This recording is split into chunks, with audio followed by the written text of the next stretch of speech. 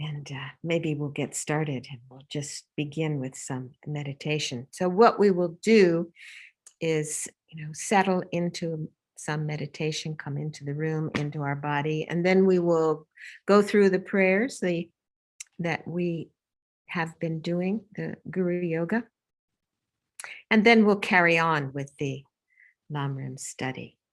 So I find it's very useful to settle the mind first.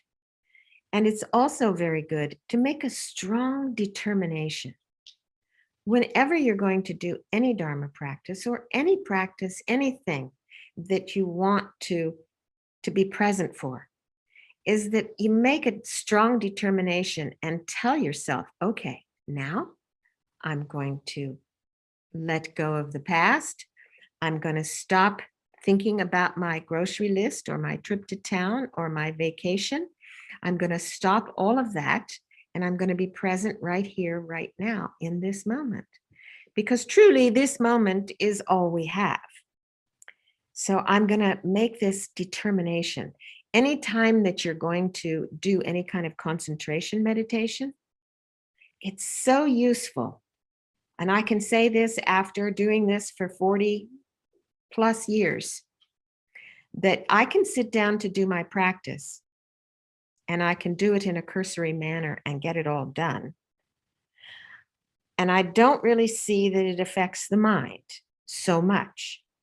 But if I harness the energy and I bring it in and I attend to whatever it is that I'm doing in the moment, definitely there's an effect on the mind.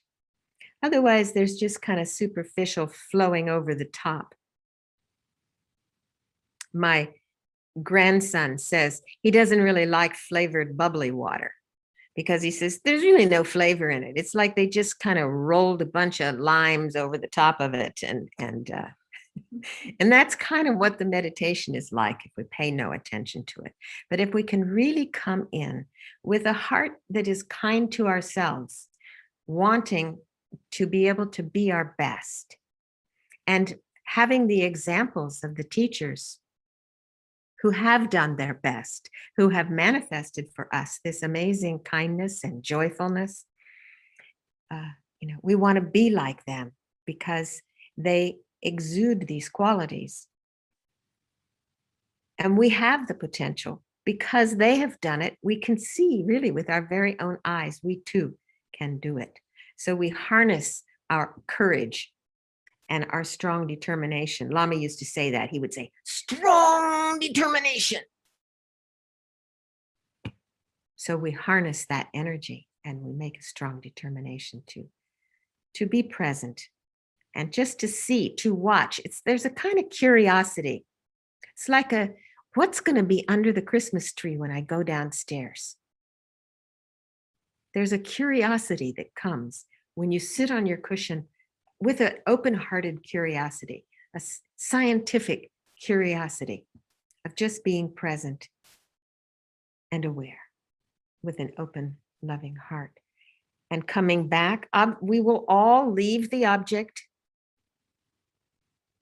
unless we have been really developed the 9th stage of Shine. The object tends to drift, but we come back. As soon as we see it, we come back. Because if we don't train the puppy will never stay. It will always go running off. So I can remember early on in my days of meditating, particularly in a group, I would have this, I just want to go daydream. I didn't want to do this. So I'd find some juicy daydream and I'd remodel the house or think about what I was going to buy for all my friends, and I allowed my mind to do that because I was bored with all the garbage. And it felt like I didn't know what it was to be present. And it took quite a lot of time and energy to come to a place of really being present and recognizing that if we look at what's happening in our body and mind, when we're present right here, and see what's happening in the mind, in the body, versus finding ourselves out here, somewhere out here, making the list or ruminating over the conversation, or what am I going to say next?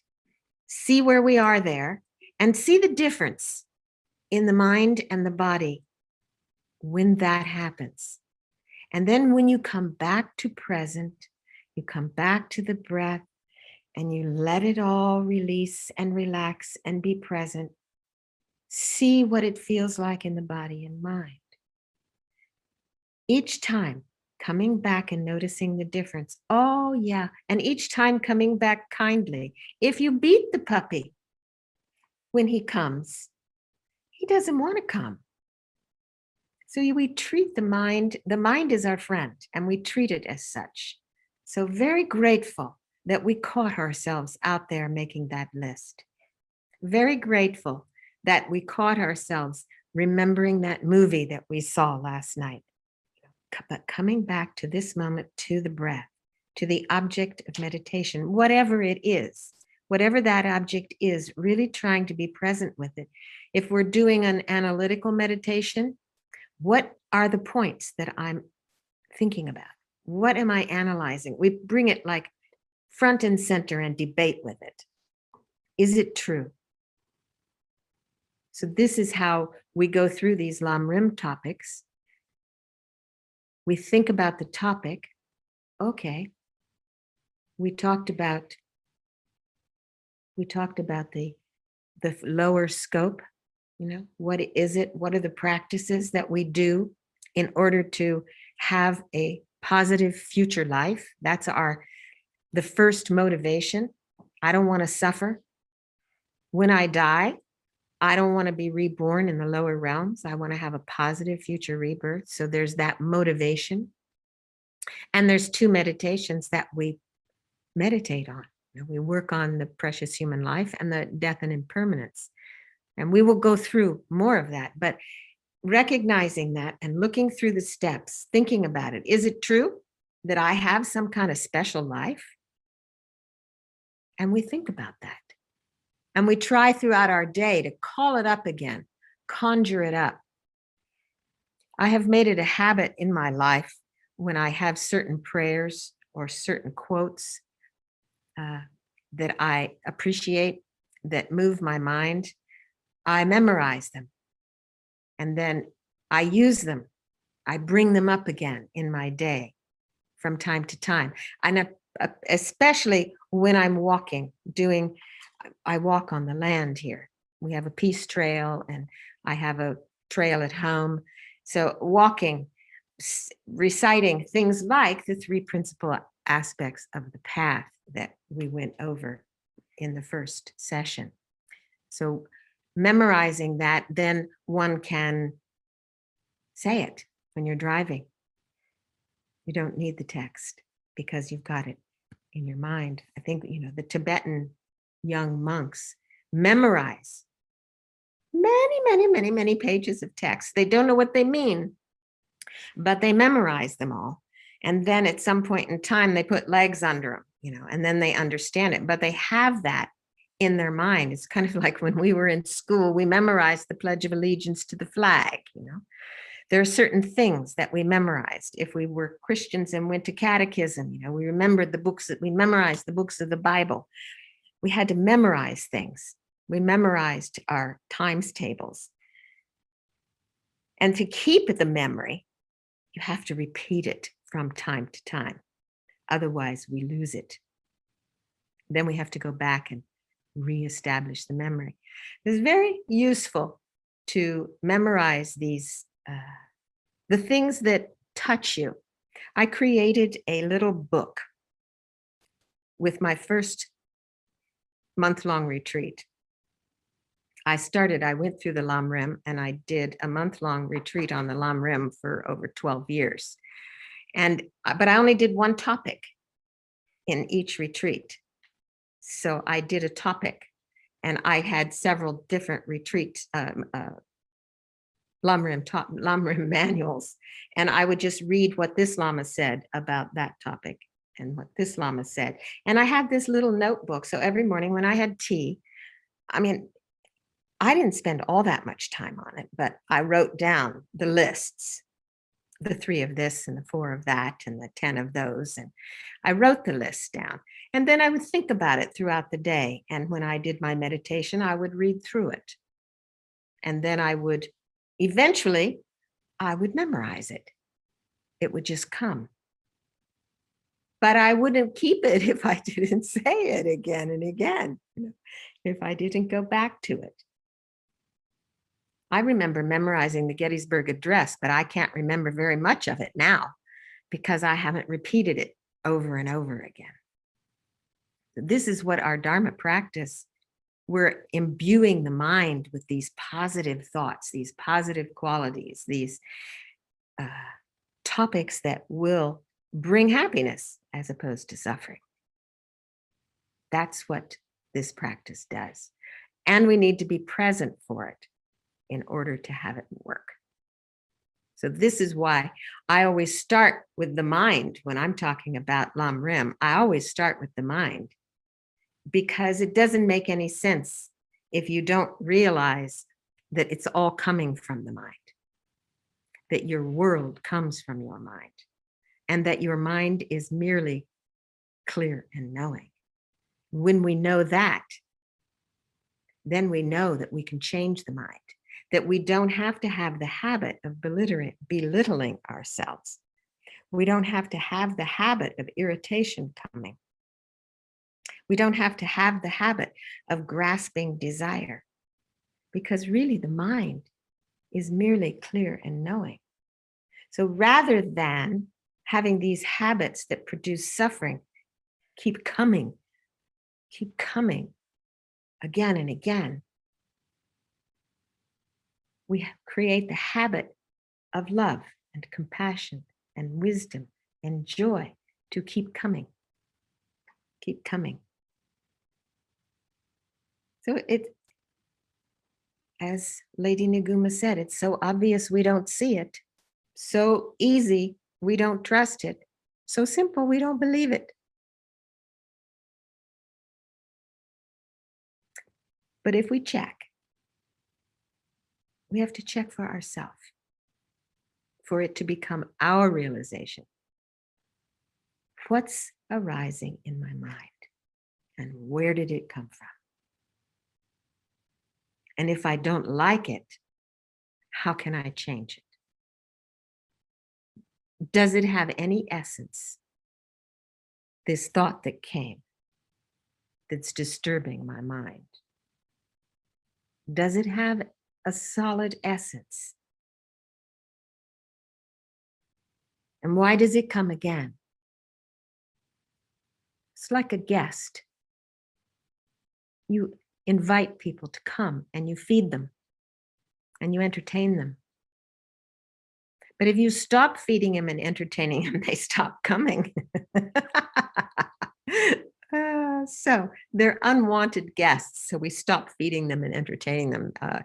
Master Tilopa said, don't feed or strangle what appears. Just take it as it comes. And when there's no more to grasp or to let go, you're released into clear light mind. So we begin to get these glimpses as we sit. And it requires some time. We can't just sit down for 2 or 3 minutes and say, good enough, dear. We have to power through, set our clock, our timer, maybe starting with 8 minutes. 8 minutes. Alan Wallace divides it up into 24. He says, do 24 minutes. And another teacher said, start smaller. Go smaller. But what happens when you set an alarm over time, if every day, there will be days you don't feel like doing it. Oh, no, I don't want to do that. No, I can't bear it. But you do it. And in time, you begin to realize that actually sitting for 20 minutes is really not difficult. It becomes quite easy, and you push the go button again after 20 minutes.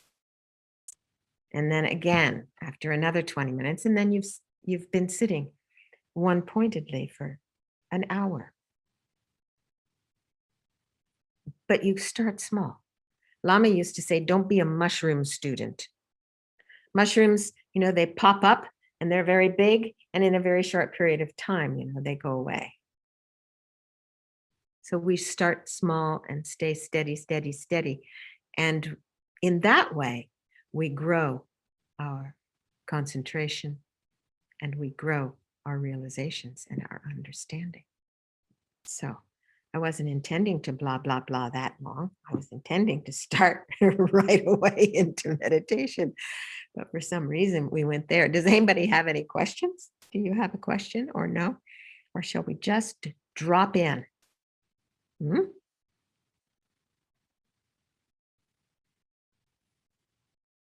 Okay, maybe we will. We will drop in. If you have a question at any time, you can put it in the chat and eventually I'll look at it. It won't happen right away, but eventually I will. Okay. So let's begin. Let's just settle in. With a grateful heart. Oh my. With a grateful heart. How wonderful to have an opportunity to sit with like-minded people who are growing their love and compassion, growing their concentration, their wisdom. How wonderful.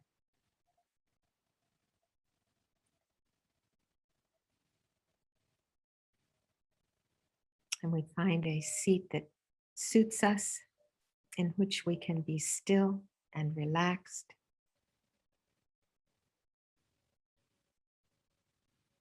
And make a strong determination to be present in each moment as it arises, abides, and passes.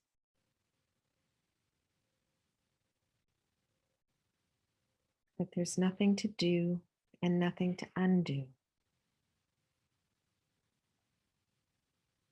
To facilitate a sense of relaxation and presence, we bring our awareness to the crown of our head.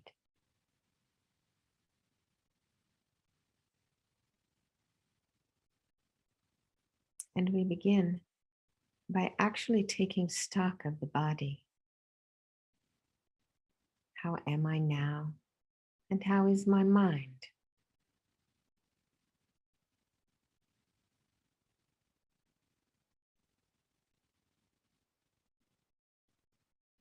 Attention is infinitely renewable, and the mind is infinitely changeable.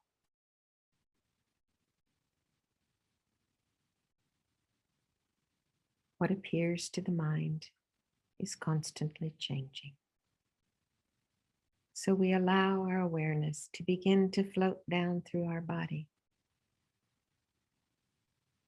like a small sphere of warm light. And let it soften and release any tension that we might find around our eyes and our brow, letting it be soft.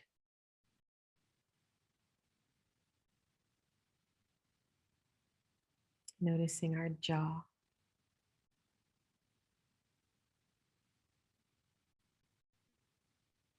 Letting all our facial muscles succumb to gravity.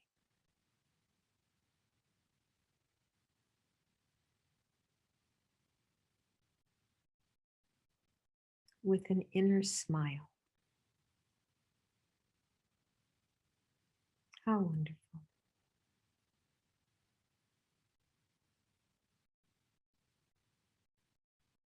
As we come into the back of our neck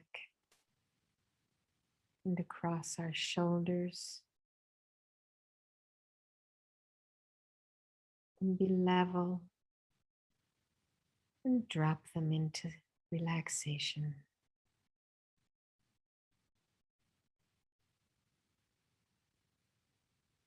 Floating down our arms,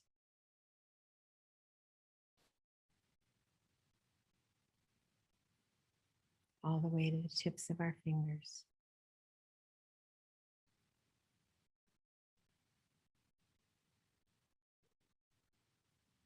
And then back up to the top of the torso. And begin to float down through the center of the body. Allowing your upper back to soften, release, relax your chest.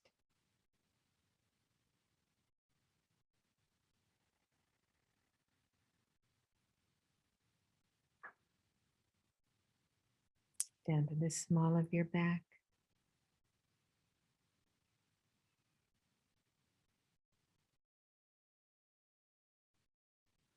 All the way to your sit bones.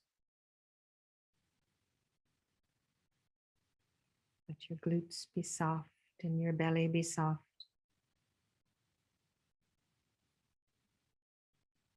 Let your belly fill with the full breath.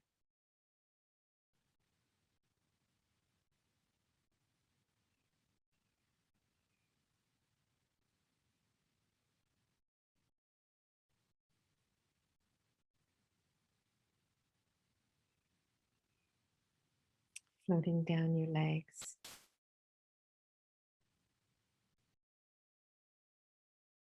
Past your knees.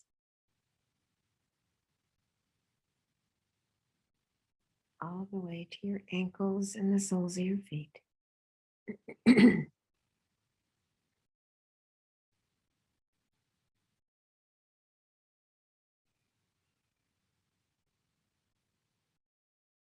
As you feel the body on the seat,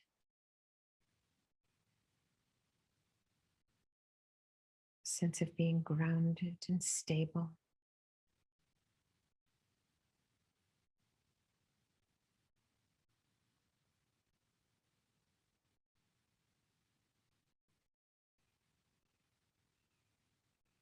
A sense of being safely held in this present moment, relaxed and still.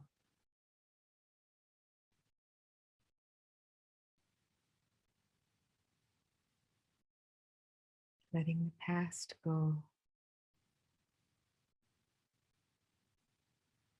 forgetting the future, which has not come.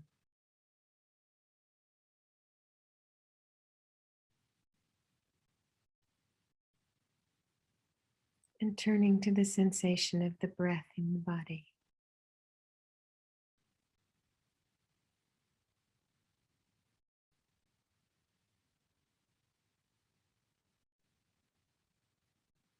Noticing the moments of movement.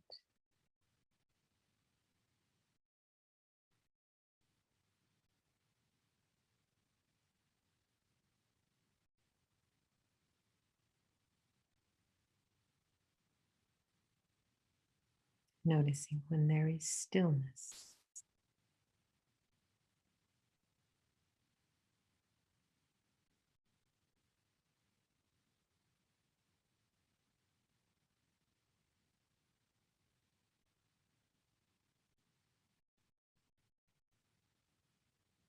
Letting the body breathe naturally without force or impedance.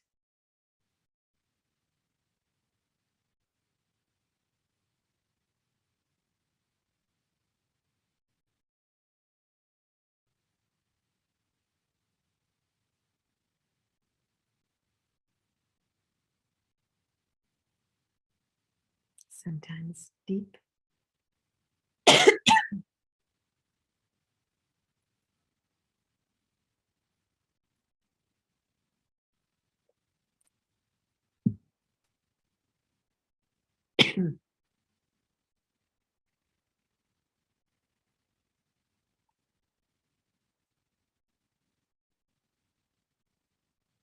Sometimes shallow.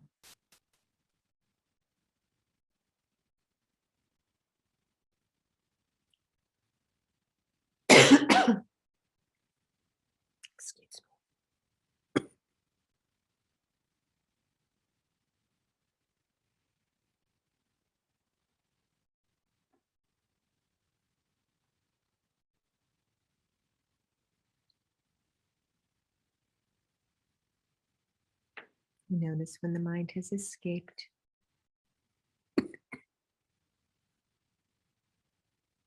And we return each time with loving kindness and gratitude for another opportunity.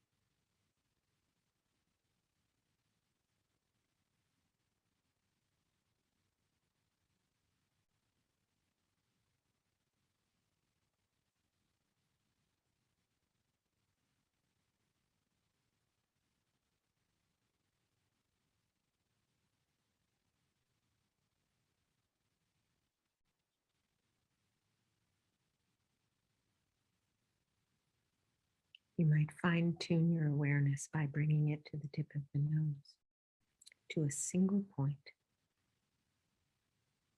to the sensation right there.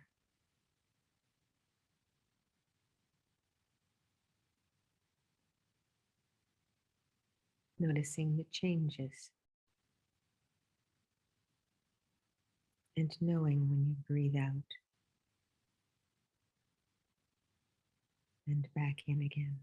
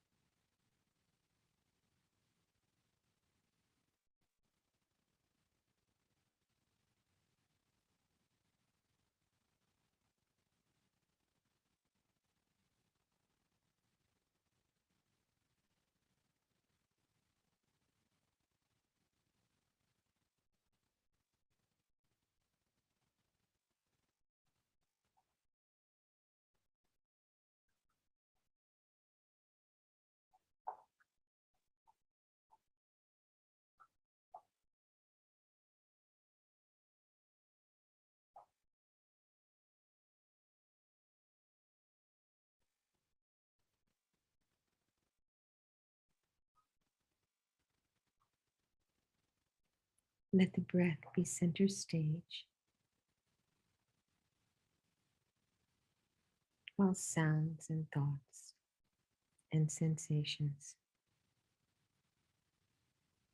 arise, abide, and pass.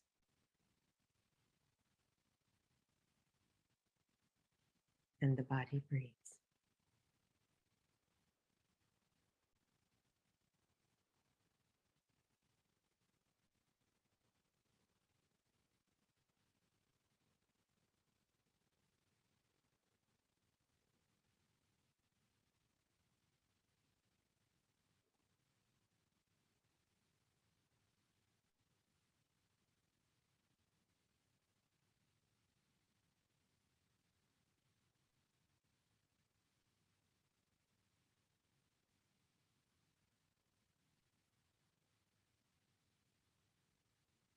From time to time, check to see if your posture has collapsed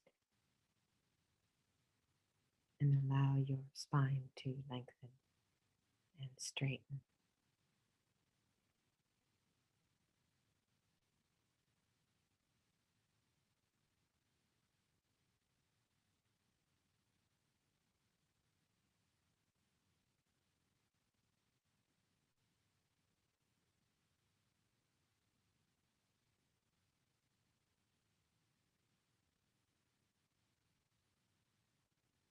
If the mind is experiencing much agitation with many thoughts,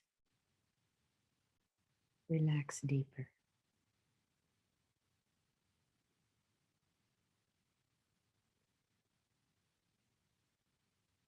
And if the mind is dull, feeling sleepy and tired, brighten, bring more light.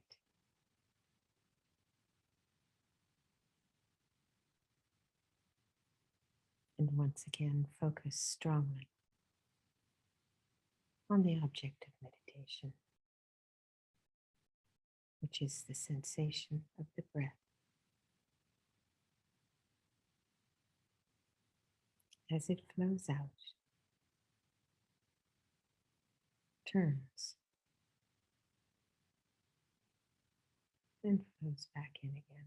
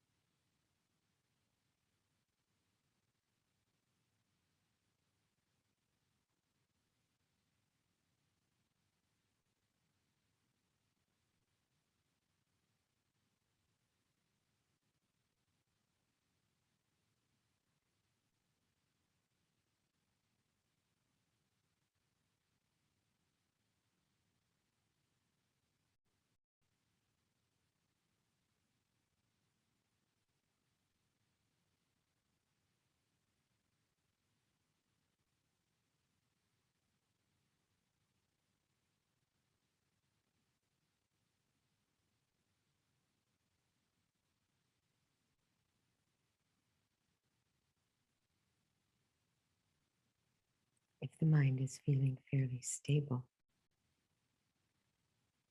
you may wish to release the awareness of the breath and begin to turn to the awareness of the nature of the mind, like the sky,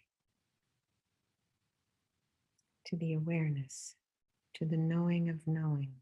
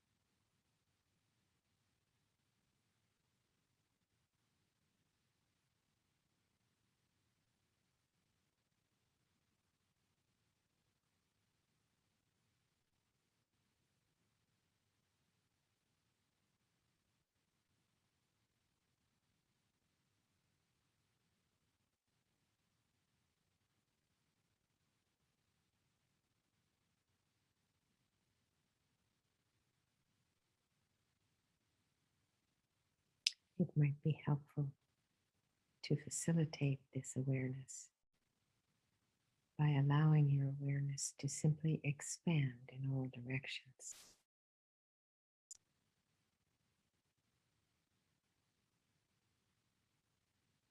As far as imagination will allow.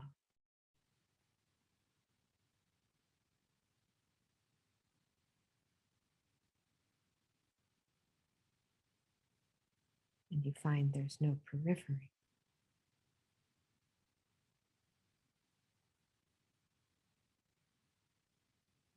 And then bring it back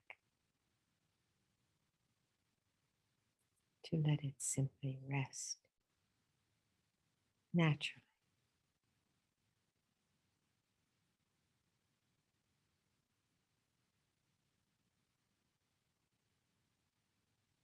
And letting go.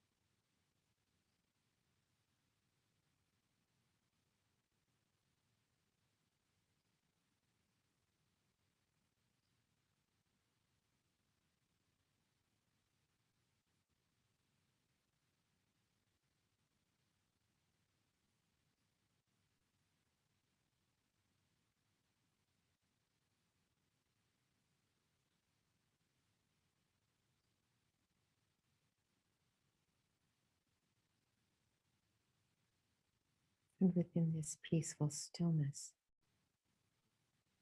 recall your wish to be of benefit,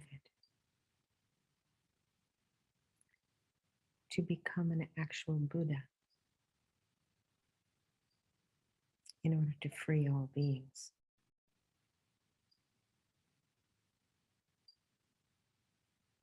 And as you do so, they appear.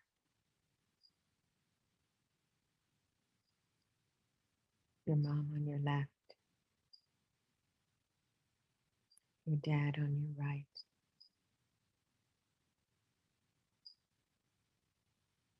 your friends and family behind you.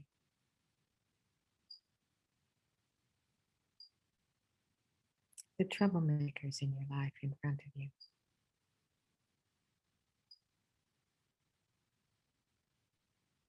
Those with whom you disagree. And then all the sentient beings of the 6 realms manifesting in human form, but having their own particular kinds of suffering. And then think, I long to free them all.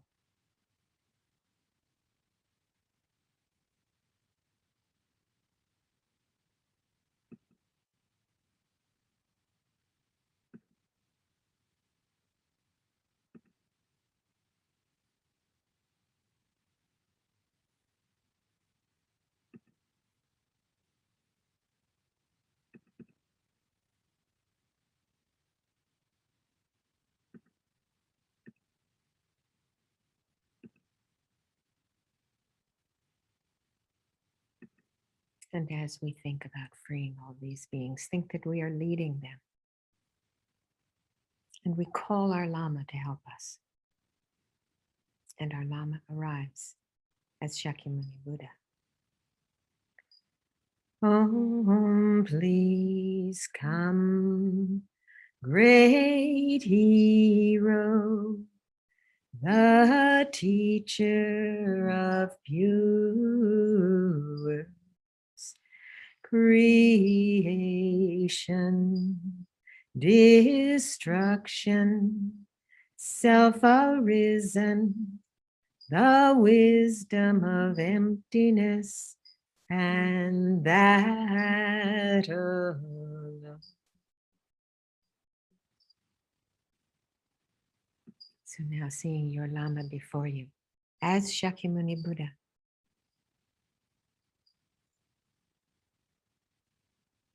And then the admonition is, when your eyes fill with tears and your body shivers from gazing at the face of your Lama, then take refuge and ask for blessings. So holding them dear, we lead all the sentient beings in the practice of refuge. I go for refuge until enlightenment to the Buddha, Dharma, and Sangha. By my virtuous actions of giving and so on, may I become a Buddha to benefit all beings. I go for refuge until enlightenment to the mind of enlightenment, to seeing emptiness directly, and to the Arya beings who have. May I become a Buddha to benefit all beings. I go for refuge until enlightenment, with confidence in the knowledge that the nature of my own mind is wisdom, its expression is clarity, and its compassion is all pervasive. May I become a Buddha to benefit all beings. May all beings abide in equanimity, free of attachment and aversion. May all beings have happiness and the causes of happiness. May all beings be free of suffering and the causes of suffering. May all beings find good rebirths and the bliss of liberation. I will help us to have these. Please, Guru Buddha, bless me to be able to do this. I prostrate with body, speech, and mind. I make each and every offering. I confess my mistaken karma and rejoice in every virtuous deed. Please, Buddha, stay until samsara ends. Teach Dharma to every sentient being. I dedicate to great enlightenment. And then we offer our Lama everything in the universe. Oh, this ground scented with perfume and covered with flowers, adorned by Mount Meru, 4 worlds, sun and moon, I imagine as a Buddha land, and then offer it. May all beings enjoy this pure land. I send this jeweled mandala to you, my precious Guru. We make this request.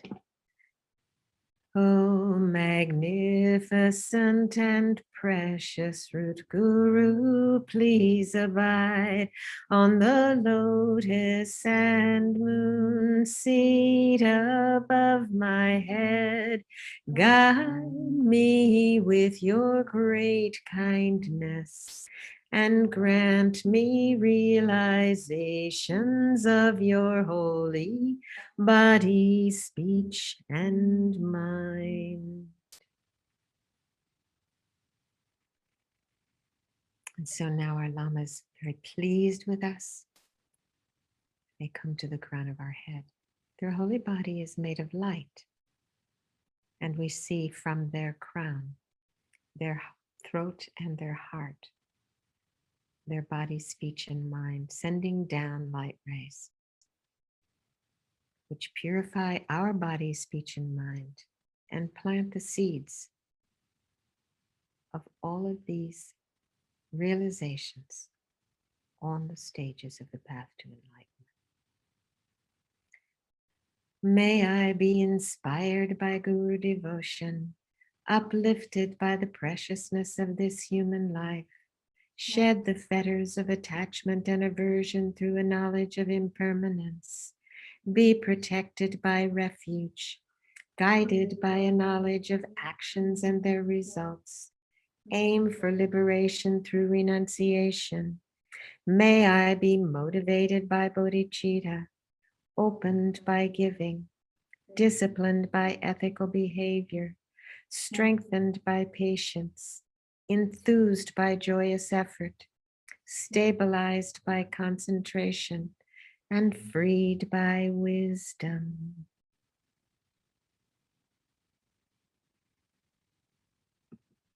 So now we ask again.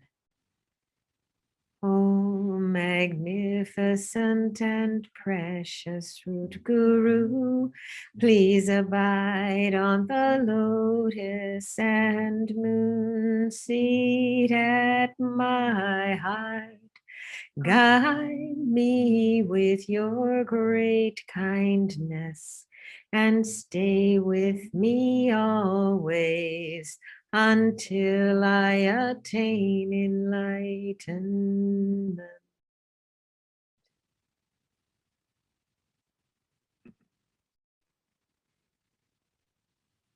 So now we imagine that our Lama, so happy, melts into a small sphere of light.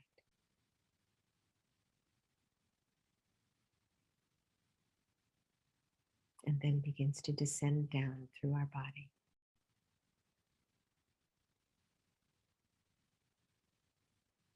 Coming to rest at the level of our heart.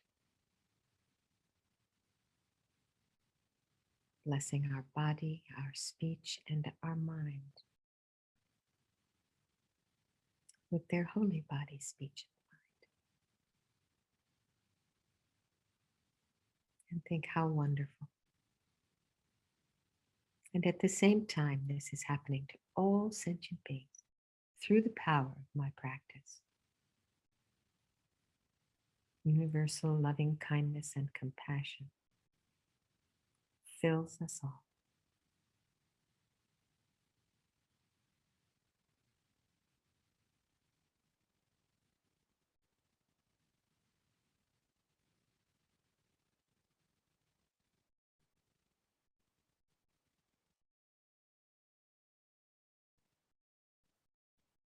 Allow your heart to be glad.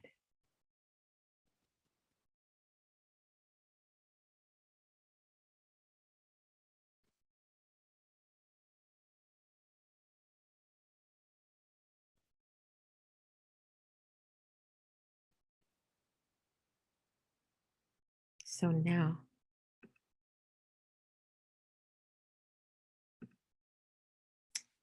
let's just think a little bit about what we've gone through in the last couple of sessions. Thinking about the mind being merely clear and aware, clarity and knowing. We went through a brief overview of the three principal aspects of the path. Can you name them? Renunciation, bodhicitta, and wisdom. And we talked about the very first motivation, this wish to reach enlightenment. Actually, the very first motivation is to simply be free of suffering of the three lower realms. We move forward with our motivation. The second level is wishing to be free altogether of this cycle of birth, aging, sickness, and death. And then the ultimate motivation is this wish for perfect enlightenment, the Mahayana motivation to free all beings from this cycle. So this initial motivation, the practice in order to develop that motivation, this is taking refuge, which we have done and we do over and over and over again, taking refuge in that which will protect and living an ethical life. And we think about our guru's good qualities and how fortunate we are to have met the Buddhist path. Lama Yeshe used to say, has said, we need an organic, living, kind force to come in touch with our heart. We need examples of teachers, someone who has developed beyond what we think is our capacity. we see, oh, beyond what we think is possible. We need to come into contact. We need these examples. So when we see someone who has reached beyond selfishness, who has transcended the petty concerns of this world while still living in the world, someone who speaks and acts from intuitive wisdom, who's truly dedicated to the welfare of others, then we can have faith and conviction that these attainments are also possible for ourselves as well. And we discussed the 3 levels of refuge and living an ethical life. This is the foundation of the Buddhist path.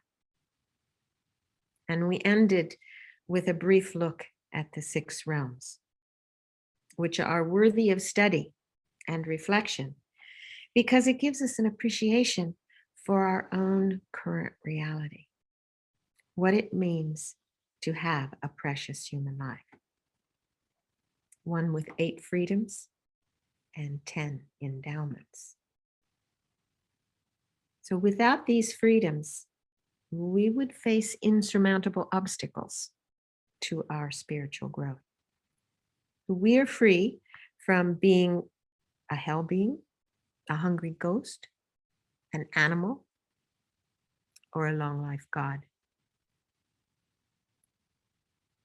These suffering of the 3 lower realms, the first 3, is so intense that those beings can't think about spiritual practice, or they have not the intelligence. And the celestial beings are so absorbed in sensual pleasure or the pleasure of concentration that they can't develop a wish to be free of cyclic existence and therefore create the causes. There are also these 4 human states which prevent spiritual practice. So living in a remote or irreligious land, a place where you can't practice, where the Dharma isn't available.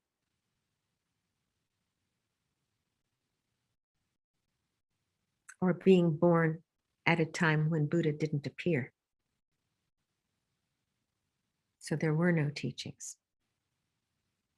Or being born as a human with imperfect faculties, where you don't have the intelligence to be able to understand. Or being born holding wrong views, a view where cause and effect doesn't mean anything. Or holding tightly to a view that past and future lives are not possible. But we have lived in each one of these realms numberless times. Nagarjuna said, if we were to take a small ball of clay and roll it up into a ball to represent each life, we would run out of earth.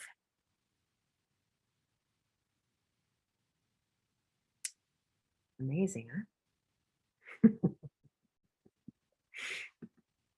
That's a big mountain.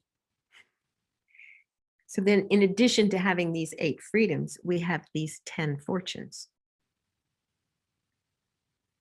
So in addition to being free of a birth that doesn't allow spiritual practice, we have these fortunes. And a fortune means enjoying conducive conditions. So the first 5 are personal, and the second are circumstantial. So recognizing that we are a human being, and we live in a land where we have religious freedom with complete sense faculties, and we haven't created any really serious negative actions. And we have some faith in the spiritual teachers, in the teachings, and in the 3 trainings, ethics, concentration, and wisdom. And we have been born in a time when Buddha did appear. Not only did he appear, but he taught. There's still Dharma teachings being shared. And there's still followers, yogis and yoginis who are gaining realizations based on those teachings. And there are still people who love and support, still benefactors, benefacting these communities of practitioners and Dharma centers. Without benefactors, Dharma centers couldn't exist, right? Without benefactors, how would teachers continue to practice to be able to gain the realizations, to be able to continue to teach? It's really like that. But we have that in this world today. And recognizing that we have this 8 freedoms and 10 richnesses or 10 fortunes, recognizing that we have this rare and precious jewel is an important step to making the best use of it, right? If we never think about it, if we never think that our life is special, then we're not going to make much use of it. So with a life like we have, unbelievable, we can create the cause for the happiness of this life, the happiness of future lives, freedom from samsara altogether, and complete enlightenment. We can create the cause for liberation and enlightenment. So with mindfulness, we avoid negative actions and we generate virtue. And we make the best use of the opportunity when we think about the rarity of such a life and the causes that created it. So this is interesting. This is interesting. What do you think is the cause of this precious life that we have right now?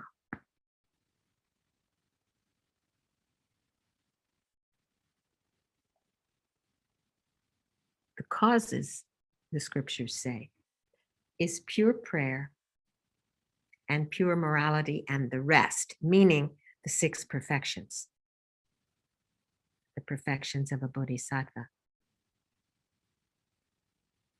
generosity, ethics, patience, joyful effort, concentration, and wisdom. So practicing these activities of a bodhisattva on a base of emptiness is a perfection of those activities. And then the scriptures say that by thinking about how rare this precious human life is, we think about it in terms of numbers. So if we think about, so let's think about the human realm. If you recall that pyramid where the small number of gods and then the demigods and then the humans and then the animals and the hungry ghosts and the hell beings. So if you look at the human realm, which is the most beneficial realm, because it's only in the human realm that we can create the causes for liberation and enlightenment.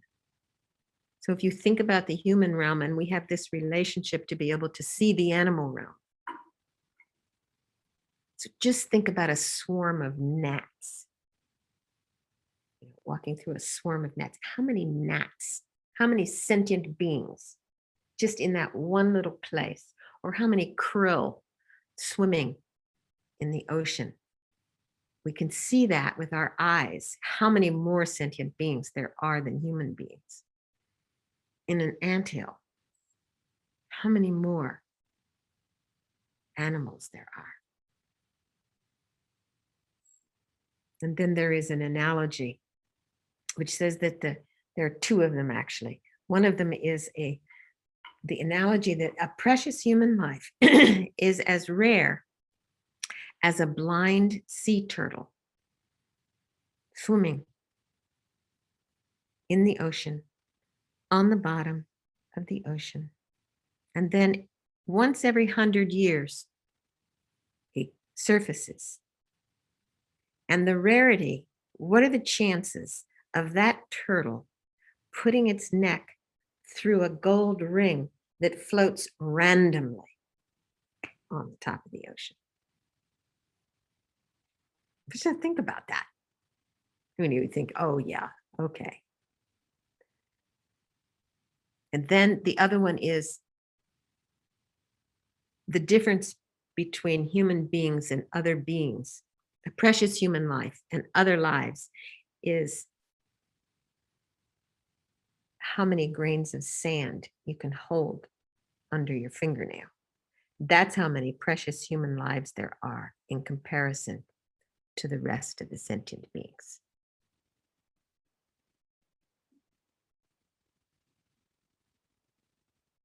It's good for us to think about this because we can think about it even in our own life. We can think about the number of people that we know in our own community, in our own world. How many people are there who are interested in liberation and enlightenment? How about in our close circle? How many close friends do we have that have found some interest in listening to the Buddha Dharma? And then of those who have some interest, how many are actually practicing? And of those who are practicing, how many practice with diligence every day? If we think of it in that way, really looking from our own standpoint, if we're thinking like that, then it's like, wow, what I have is pretty amazing. Master Shantideva said, and this is a quote, "Having found the freedoms of a human life, if I now fail to train myself in virtue, what greater folly could there ever be? How much more could I betray myself?"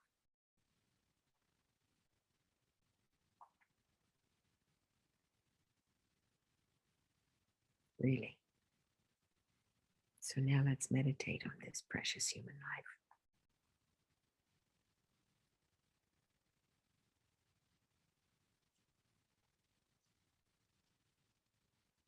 Please be comfortable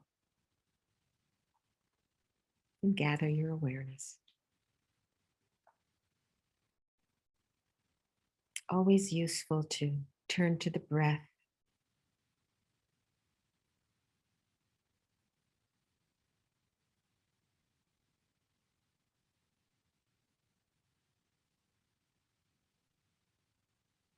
In just 3 breaths,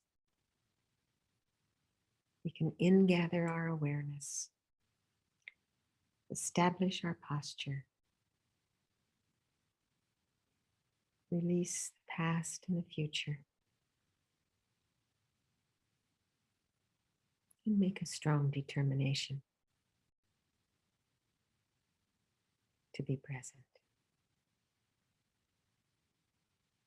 Now imagine yourself surrounded in this room by all other sentient beings. And see if you can develop the intention to work on your own mind in order to benefit both yourself and all these others who suffer, as we all do. And allow your heart to really open. How I long to free you all.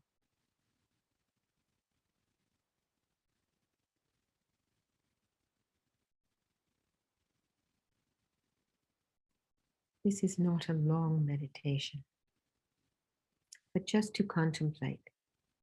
Think about your relative affluence, how you have plenty to eat, you have shelter,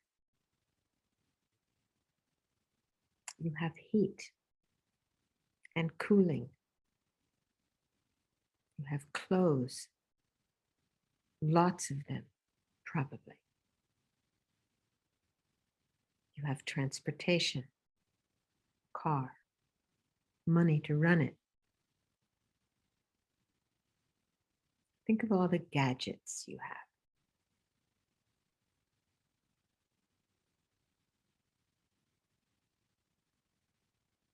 Just think about your home.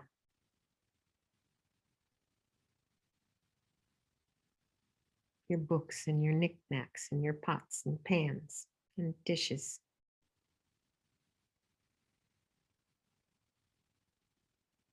So much.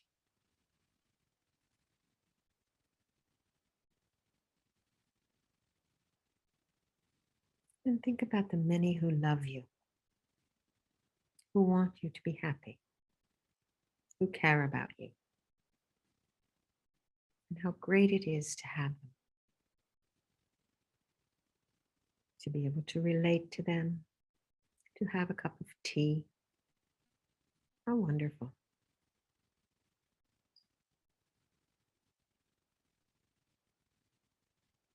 And how about your health?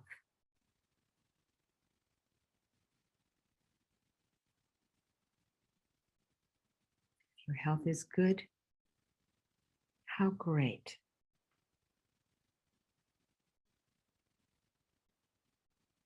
If you're sick or disabled, how great it is to have access to medical care.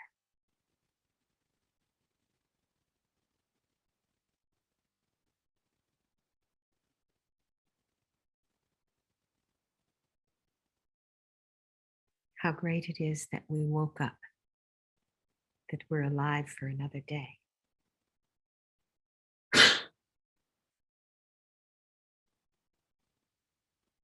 And think about your intelligence, your education.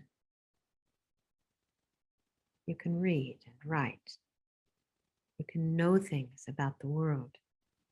You can reason and express yourself.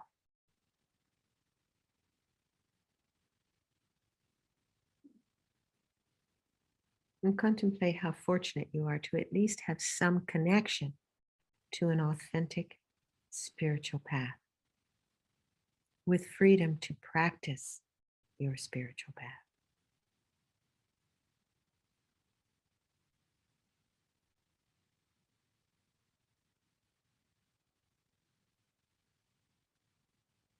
See how it is that there are others who surround you who don't have the same freedoms and fortunes.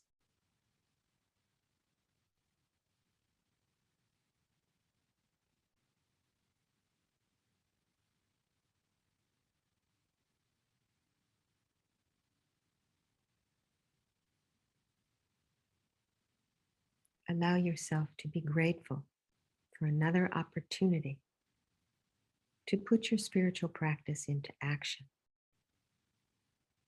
and to live a good life. And resolve to put this extraordinary circumstance to good use. See yourself using your time to do something meaningful.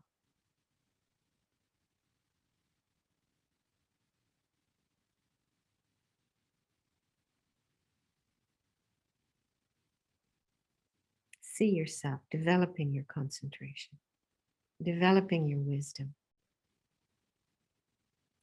developing your understanding of what it means to live an ethical life.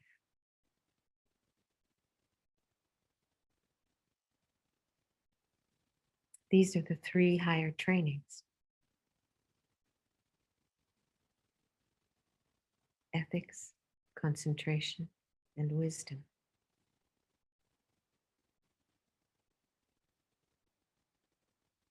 Resolve to learn more.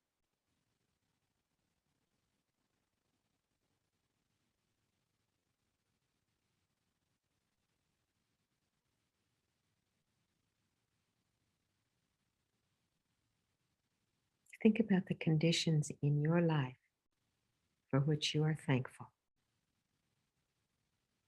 those that support your spiritual practice.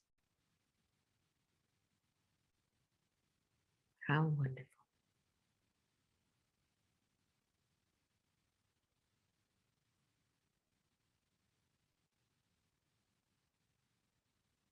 How will I best repay the kindness?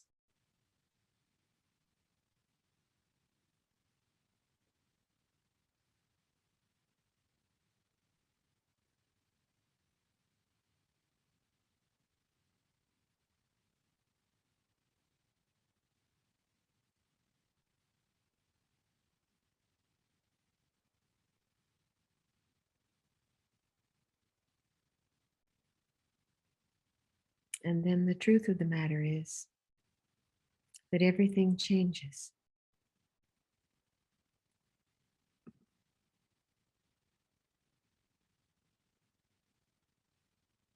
As we contemplate our good fortune, do we have a sense that it's going to last? To wake up to our life, we must know that everything changes, that nothing stays the same, nothing's permanent. But we do our best to create a delightful life, to box it up and tie it with a bow. We want to create a delightful life, appreciate it, and try to keep it.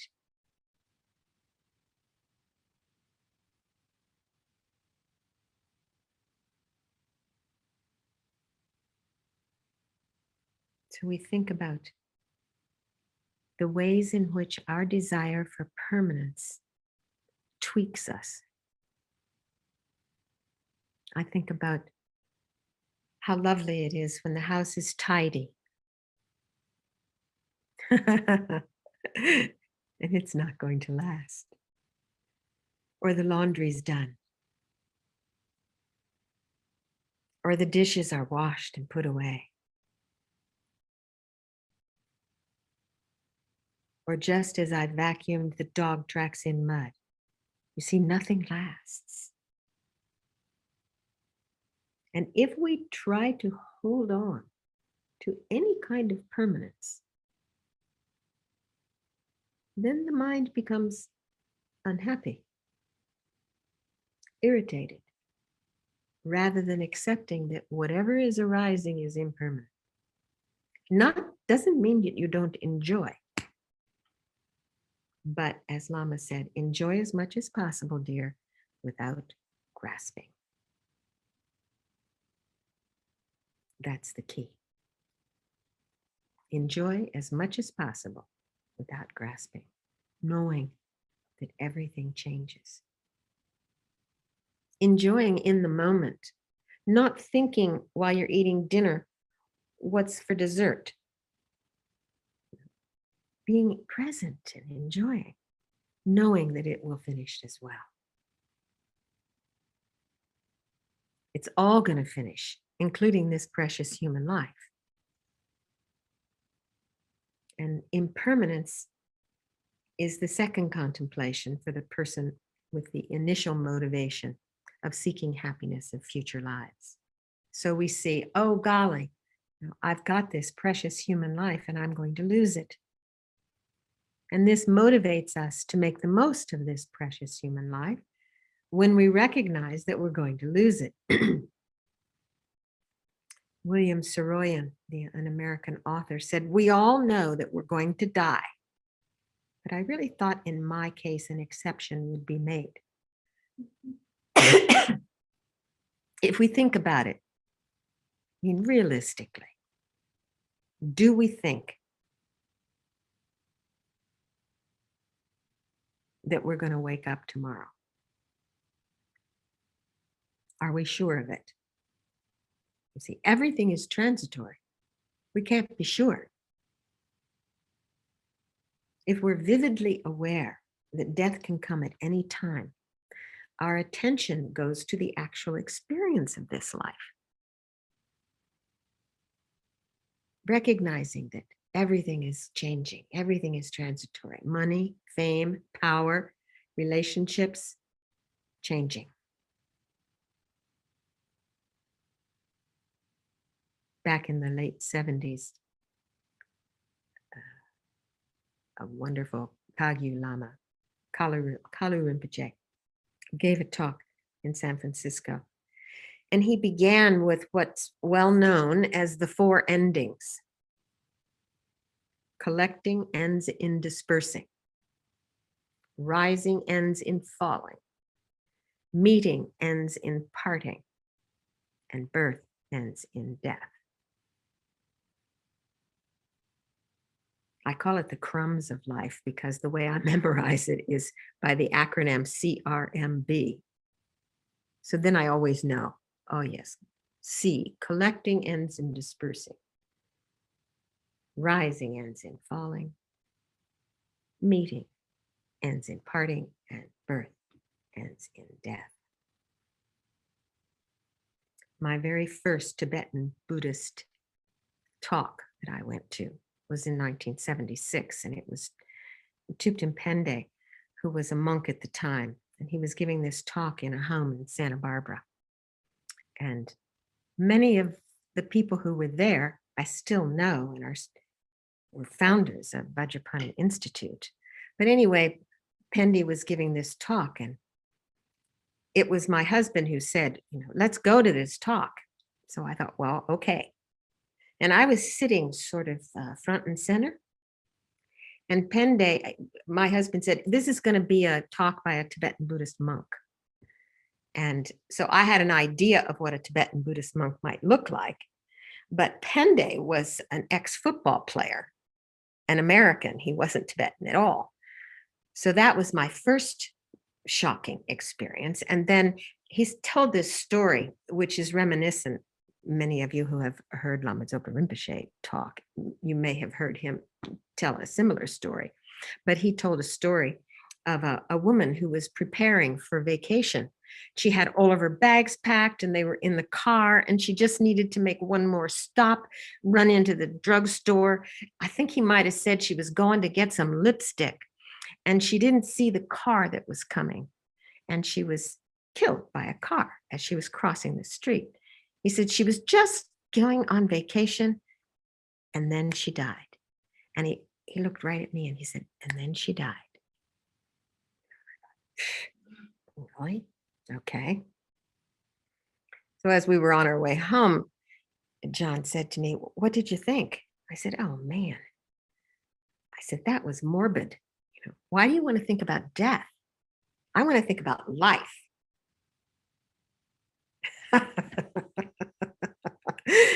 Well, here's why you think about death. Because death is definite, it's coming.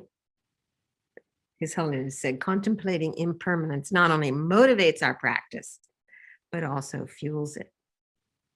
With a strong sense of the certainty of death and the uncertainty of its arrival, you can be motivated from within.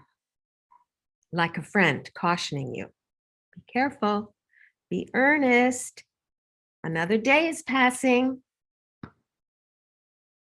So that's my answer, why I should think about death. So there are 3 points and 9 reasonings in the analytical meditation about death. So we will go through these, and I recommend that you do it in a meditative way, to really think about them, to spend time on them, perhaps separating them out and doing the first one, just the first one, that death is definite.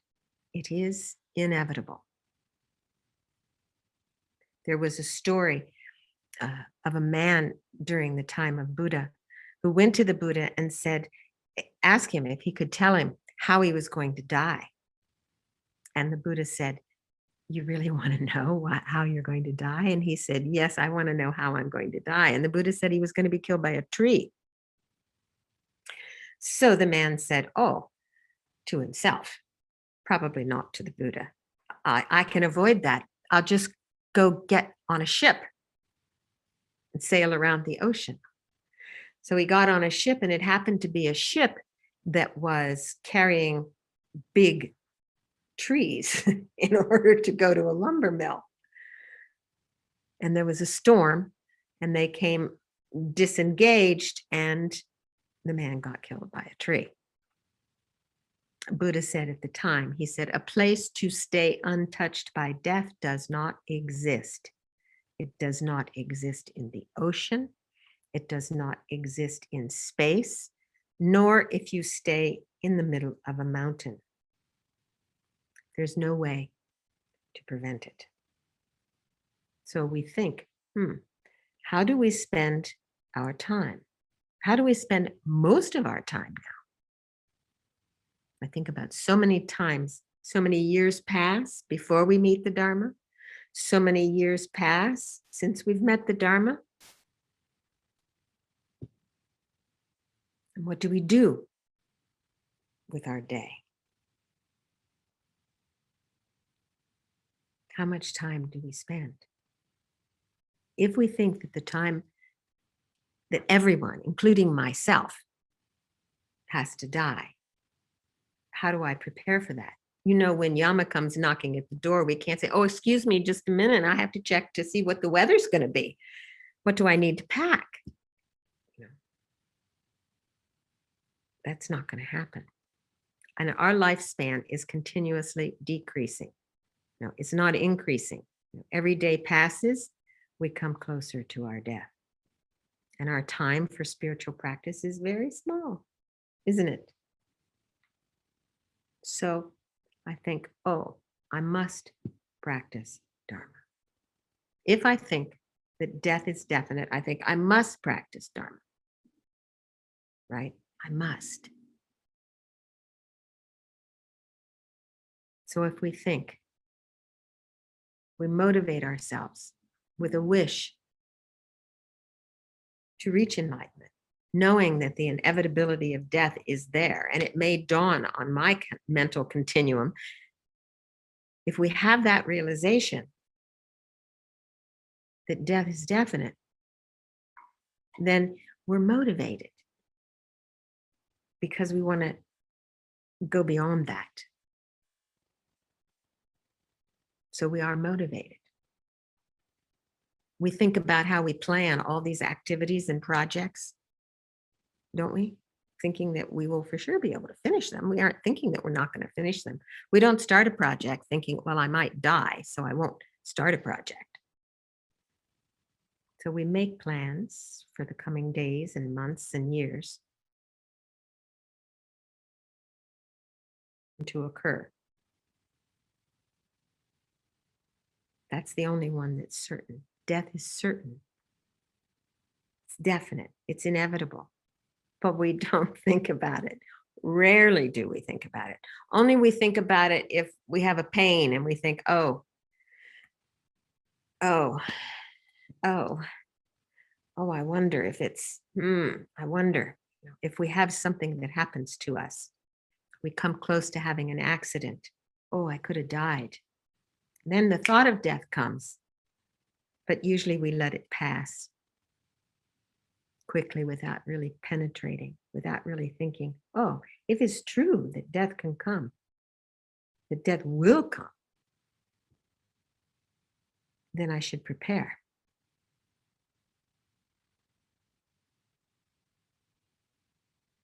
How do I prepare for it?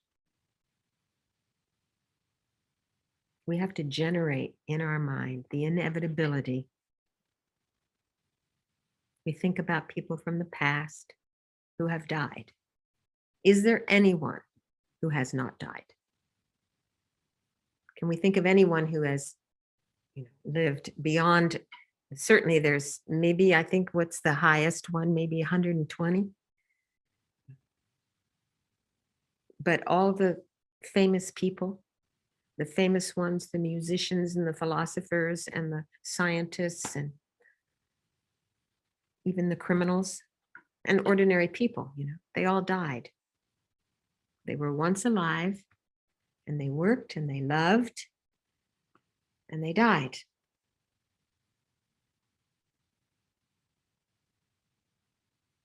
There isn't anyone who's come to earth that didn't die.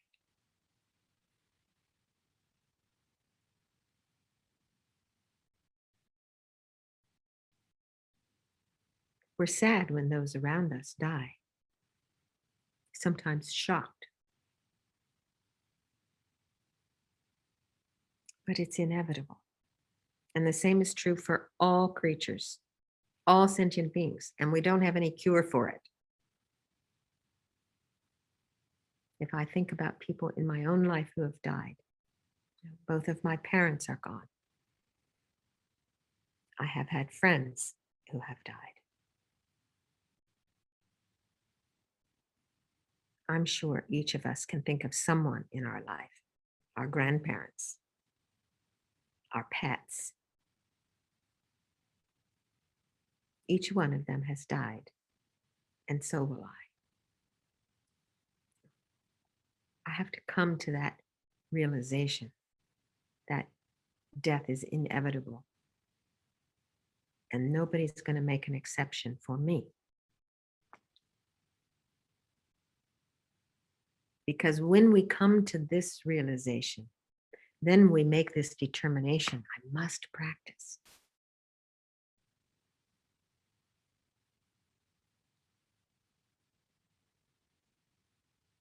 Because the second one,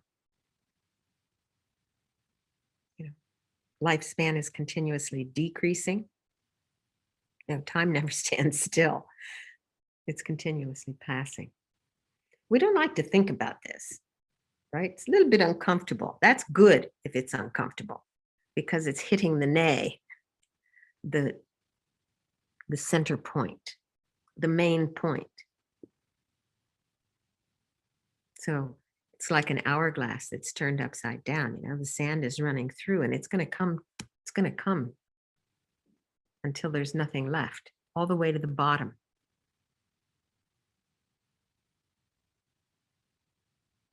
If we have a way of just thinking about every day is passing. And the older I get, the faster it seems to go. It used to be when I was a kid, Christmas never came. It was so far away. Now it comes like a heartbeat. It's another year gone, another year gone. Yeah. So it's good, to check in our own mind. What do we think? Do we think we have lots of time left? I'm 75. I don't think I'm 75 and I'm going to die.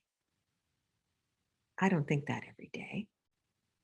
I do practice dying every day, but it's not something that I still feel, I still have a mind that's young. I feel that way. And I think most of us feel that way. We feel, oh, we have time. We have time. But how much time do we spend in our spiritual practice? How much time do we spend decreasing our anger and our grasping desire and our fundamental ignorance, believing in the true existence of self and phenomena? How much time do we spend doing that? And how much time do we spend eating and sleeping and browsing the internet, checking our Facebook page, checking our email? I know that I don't have all of the labels because I'm not hip with all of the new things that people are doing with the internet. But, how much time? Watching movies,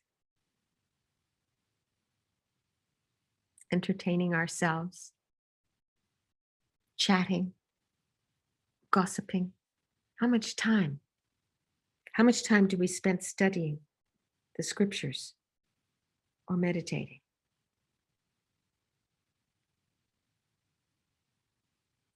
Really think about it in your own life. And when we think about this realistically, that death is definite, no question. I too will die. I'm getting closer and closer and closer every day to my own death. And I'm not spending as much time on my spiritual practice as I could. So I must practice Dharma. We make that strong determination. And not only must I practice it, but I better practice now, because the time of death is uncertain. We don't know when we're going to die. Our life expectancy is not fixed.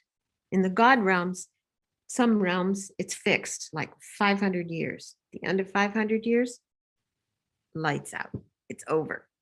But now we don't know. We don't know whether we have tomorrow or whether we have another 10, 20. There's a time if you're young, you can say, oh, I'm very young. I have my whole life ahead of me. I have my whole life ahead of me.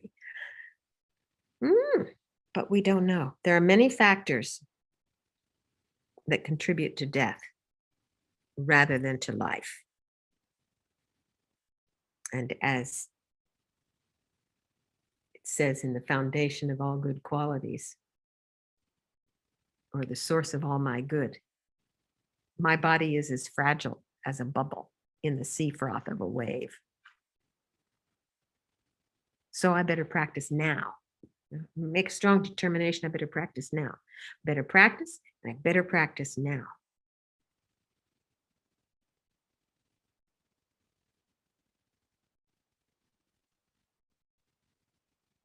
So if we think about the uncertainty of the time of death, which is the second root point, then it motivates us to put a chunk of time every day aside if we really believe that we could die tomorrow, because we don't know, or we could die tonight because we don't know, then we put aside some time. It's a motivator. But if we don't think about it, then we think we've got plenty of time. And when we get old, we'll practice. And then we get old. We always think, well, then when I retire, when the kids are out of the house, so many things, when I get everything in order. And as Thupten Pendy said, then she died. So it didn't have a chance because we didn't take the time. So we meditate on that. When it says our life expectancy is uncertain, well, we know children die, people who are really healthy die, Olympic athletes, people who are terribly strong die sometimes before those who are very weak. People who are sick sometimes outlive the one who's taking care of them, who's very healthy. The young die, the healthy die, the rich die, the poor die. Doesn't matter if you're famous. It doesn't matter whether you're really a good person or you're a criminal. Everybody's going to die, and we don't know when. So we look at that and we think about it. I don't know when I'm going to die, but I sure am going to die. And then think about all the causes of death. Oh my. If you really meditate on that, you might take that point and just sit down and think about all the causes of death. We have rattlesnakes here. They say they're not, typically a bite is not going to kill you. But if you have underlying conditions, it might. There are spiders, so that you can be killed by sentient beings. You can be killed by many different things. Many. And I'm just now seeing that my battery is low.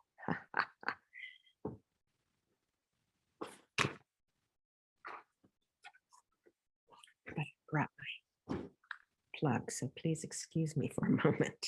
You see, even the battery dies. Even the battery. Would you mind? Thank you. I usually plug it in before I get started, but I didn't. So even the battery, even the battery. So think about the ways you can die, the things that even support your life, like your transportation that gets you to where you need to go. Your food, you might be allergic to it, and that can kill you, or you might choke on it. Even medicine, you might die from the medicine that you've been given that's meant to cure you. So we think about that. Sit down sometime over a cup of tea and make a list of all the many ways that you could die. Your friends will think you've gone bats. What are you doing? Oh, I'm thinking about all the many ways I could die. Oh, yes. Okay. Just get out the medical journals. All the many diseases that there are that you could die. And it's not, it's realistic. It's realistic. That's the thing. It's not crazy. It's realistic. So we examine that we don't know. We don't know when we're going to die. And we know that there are many, many, many causes of death. And we know how fragile this human body is. The only thing between this life, and the next life is breathing out and not breathing in again. This is one that I think about. This is a good one. When you're meditating on your breath, right? Then thinking, oh, that's a breathing out. And at the death time, there will be no breathing in. Just like that. So this body is not going to last forever. And the older we get, the more we realize that it becomes more and more infirm. Rilpa Rinpoche said, when we get old, we sit down like a sack of potatoes and we get up like an old cow. Used to be able to jump up. No, now we get up like an old cow. So the body is deteriorating. And if we think about it, we can know that's true. But we have to think about it. Because what happens when we think about how death is definite, it makes us want to practice, and how the time of death is indefinite makes us want to practice now. Not waste the time, but practice now. So imagine what your life would be like if you never took tomorrow for granted. What would your life be like if you never took tomorrow for granted?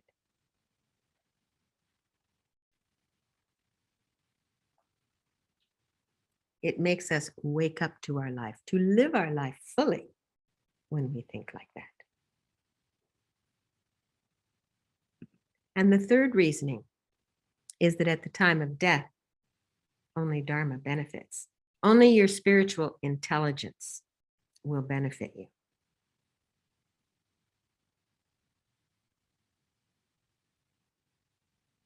So if we were to do this meditation well, we would actually think about dying and think, what is it that will benefit me when I'm lying on my deathbed? What's going to help? Our friends, our lovers, our family. They can't go with us. We go alone. And all those things we've collected that are so precious to us, we leave them behind.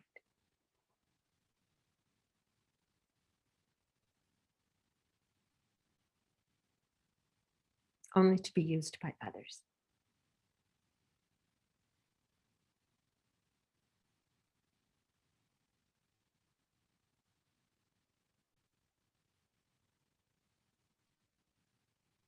And even this body that we have cherished, we have taken such good care of, even that at the time of death deserts us.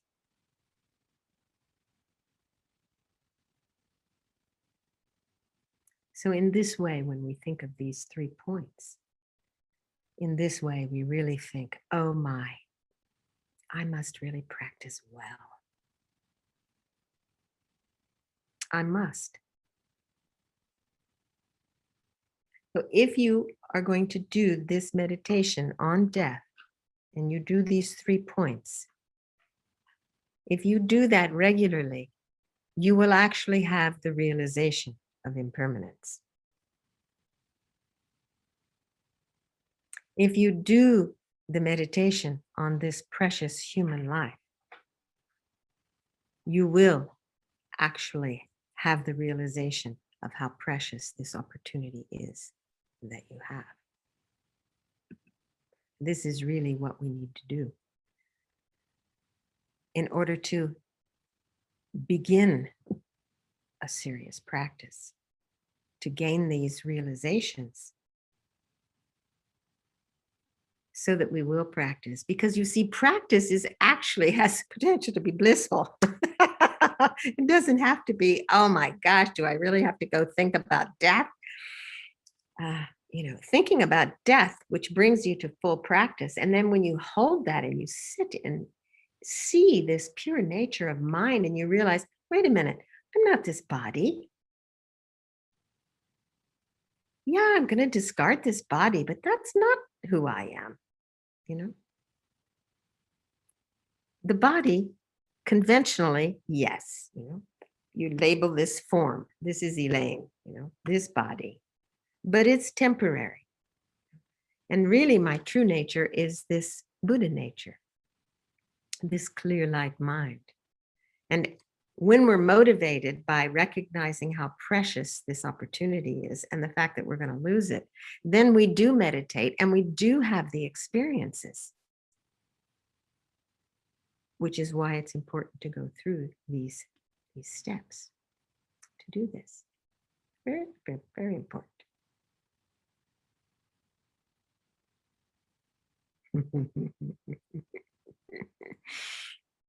Yeah. All right. Well, I think we're going to dedicate, and I highly recommend that you delve in to this practice. Then as we go through, as you go through the various levels of practice, you go through a level of actually dying and going through the dissolution of the elements that happen at the time of death. Maybe at some point in time, we'll have an opportunity to actually do that because I think it's useful. Thupten Pende, this same one who went and then she died during the Yucca Valley retreat in 1977, gave a meditation on death that was imagining oneself being a sheep that was going to slaughter. It was one of the most, I still remember that. And how many years is that? 1977? I still remember that meditation. It was so profoundly powerful. So the more we can bring our mind into these points, they're meant to actually gain the realizations. That's what we're meant to do. We're meant to actually gain these realizations. It's not just something to, kind of think, oh yeah, I got that. I got that. No, it's meant to be visceral, to really get it, to know it. And then it brings such great joy that we've met this path. Oh my gosh, fabulous. Really. So every day we think about that. Wow, I've got a precious human life. I woke up again. Now let me use it. Let me use it today to be of the greatest benefit to every being. As much as possible, let me do that, please. Okay, now I'm going to see if I can find our dedication prayers. Okay. No, they're not on this one. Hold on.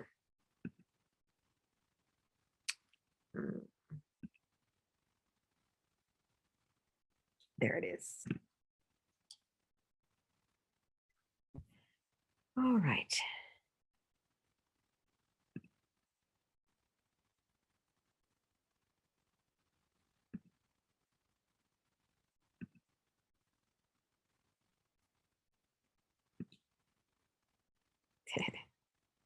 Oh, I have to play it.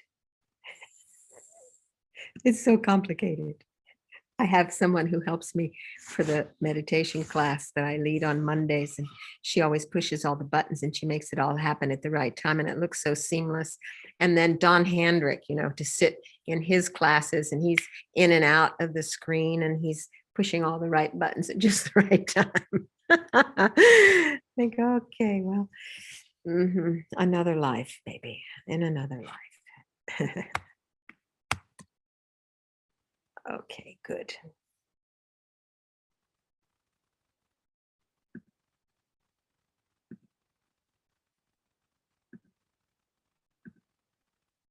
We want to do this before we die. We want to dedicate. This is very good to dedicate at the end of the day, to think about your goodness, to think about the good things that you did and put them in your Dharma bank and keep them so that you can, because they earn interest when you put them in the Dharma bank.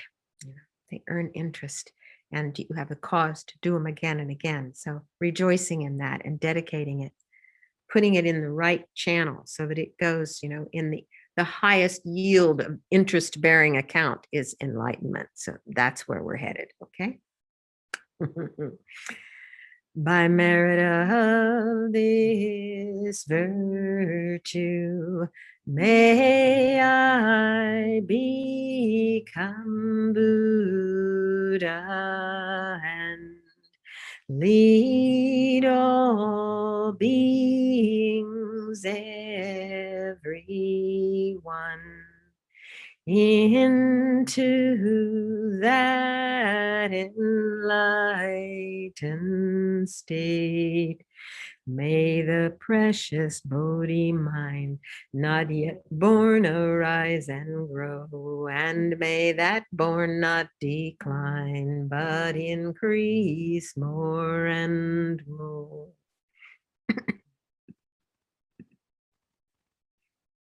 May all beings everywhere, plagued by sufferings of body and mind, find an ocean of happiness and joy by virtue of my merit.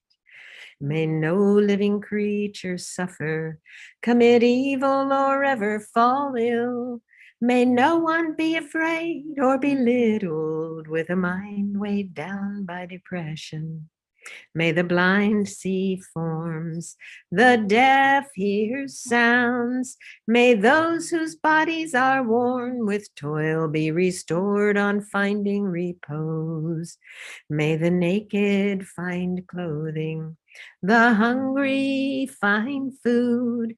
May the thirsty find water and delicious drinks. May the poor find wealth, those weak with sorrow find joy. May the forlorn find hope, constant happiness and prosperity. May there be timely rains and bountiful harvests. May all medicines be effective and wholesome prayers bear fruit. May all who are sick and ill quickly be freed from their ailments.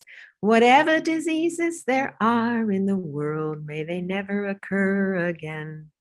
May the frightened cease to be afraid, and those bound be freed. May the powerless find power, and may people think of benefiting each other. As long as space remains, as long as sentient beings remain, there too may I remain to dispel the misery of the world. May that be so. And please also dedicate to the long lives of all our spiritual teachers. May their lives be long and fruitful. And may we never be separated from them.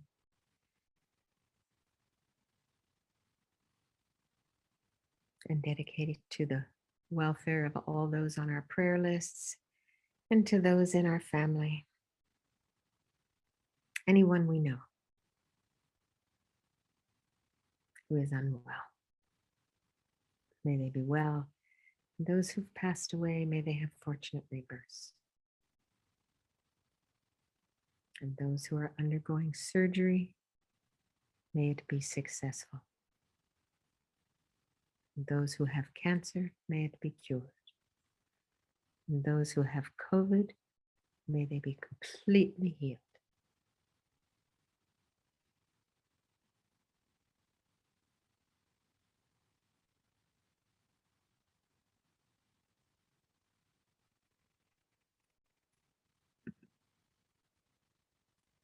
Great.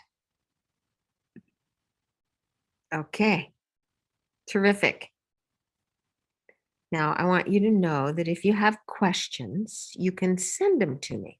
Or if you have comments, questions or comments or anything, then you can email me, elaine@vajrapani.org. So please don't hesitate to reach out. I'm happy to share whatever I might have experienced. Okay, good. All right. Have a good evening. Rest well. Think about death.